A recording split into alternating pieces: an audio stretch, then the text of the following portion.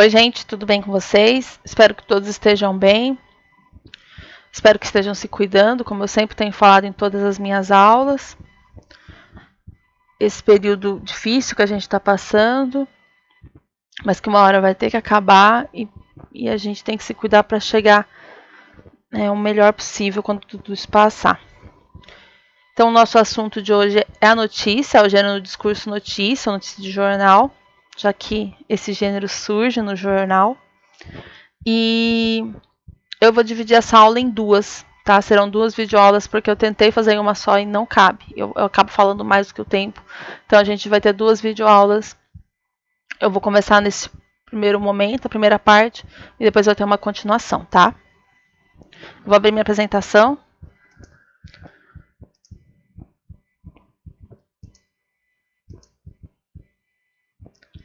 Então, já que a gente está falando de notícia de jornal, eu fiz essa apresentação em formato de jornal e coloquei aqui na capa os assuntos que a gente vai falar no decorrer da aula.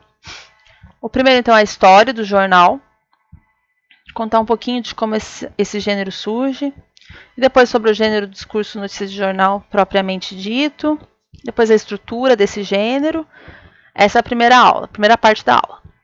Daí depois, na segunda parte, a gente vai falar sobre a linguagem da notícia de jornal, a notícia de jornal na ficção. Então eu vou trazer um exemplo da notícia de jornal na literatura, já que vocês vão ter que também inventar histórias que serão narradas pela notícia de jornal. Vou falar de fake news e também depois sobre o trabalho final. Então o jornal, o primeiro que se tem registro, ele vai surgir em Roma, em 59 a.C. Então a gente pode fazer as contas de mais ou menos uns 2080 anos. Tá? Esse é o primeiro que a gente tem, né, uma evidência que foi localizado. E ele se chamava Acta Diurna. Do latim a gente pode traduzir para ata do dia, algo nesse sentido. Ele surge do desejo de Júlio César, que era o imperador de Roma, de informar o público dos acontecimentos. Lembra que eu comentei com vocês que execuções, né, quando tinha pena de morte, era algo muito comemorado, que as pessoas iam assistir. Então, esse tipo de acontecimento, as execuções, os eventos festivos também, as celebrações para os deuses, né, que eles tinham. As questões políticas, porque era tudo muito decidido coletivamente, então tinha assembleias mesmo, que os homens, de certa forma, participavam e tomavam as decisões, então as pessoas podiam ver. Então, essas atas do dia, né, falavam desses acontecimentos. Eram grandes placas brancas que ficavam nos lugares públicos e as pessoas passavam e liam o que ia ter de acontecimento recente, naquela semana, naquele mês e tal. O jornal em papel, como a gente conhece hoje, ele só vai começar em 1447 com a prensa. Lembra aquele instrumento de novo que ajudou a popularizar o cordel, também vai ajudar a popularizar o jornal, que foi inventado por Johann Gutenberg. Então a gente vai ter as primeiras notícias veiculadas no papel. Só que só no século XVII, ou seja, uns 200 anos depois, que a gente vai começar a ter essas publicações de forma periódica, ou seja, um jornal semanal, um jornal mensal, um jornal quinzenal. Ali, antes era muito mais, deu a louca, eu tenho um monte de acontecimento para contar, eu faço um jornal. Esse negócio de ser periódico, como os jornais são hoje, diariamente, semanalmente, mensalmente, só vai começar depois.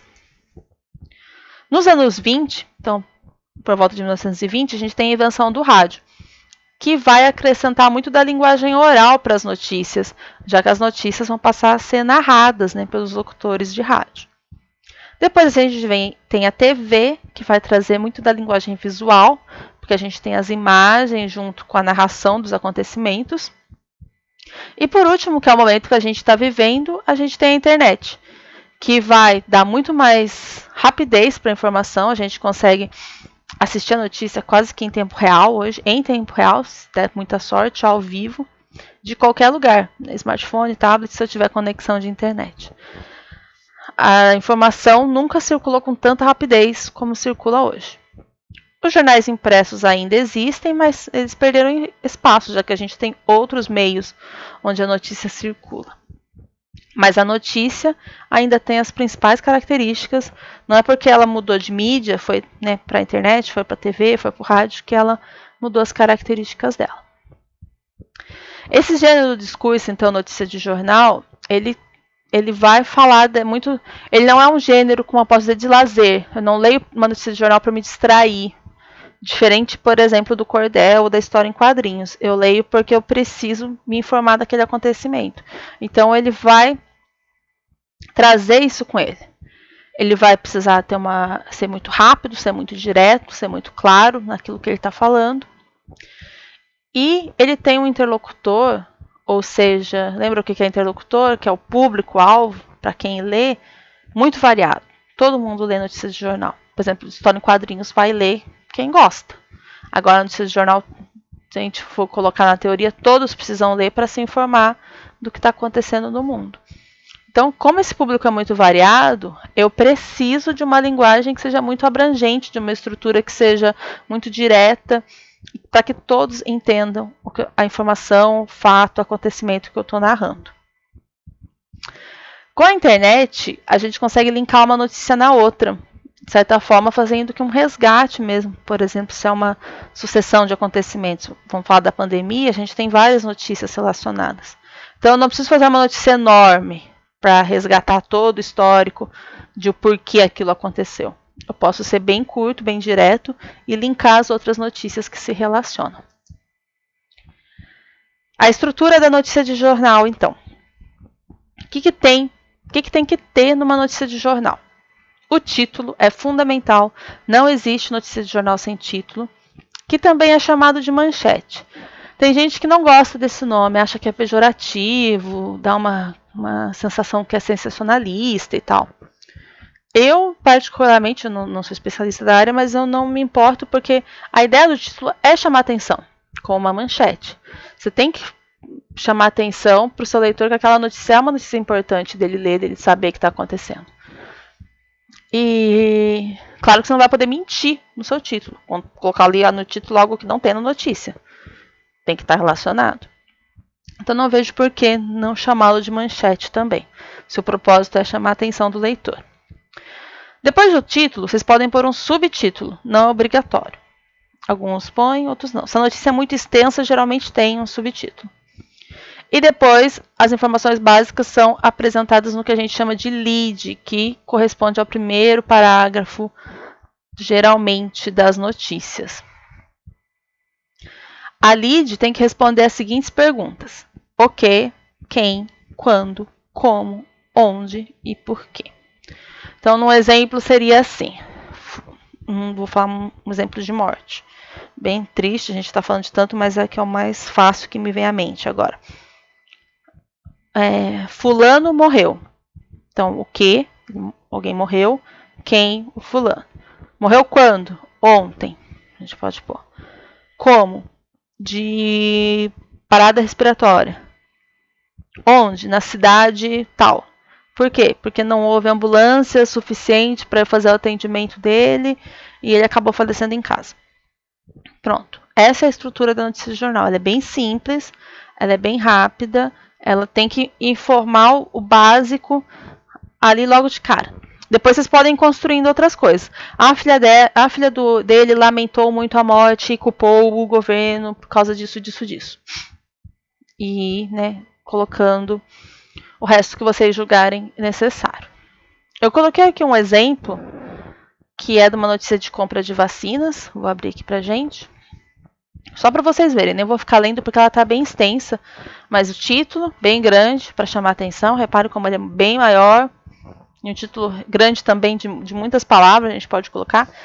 Então, o governo assina contratos com Pfizer e Janssen para receber 138 milhões de doses de vacina.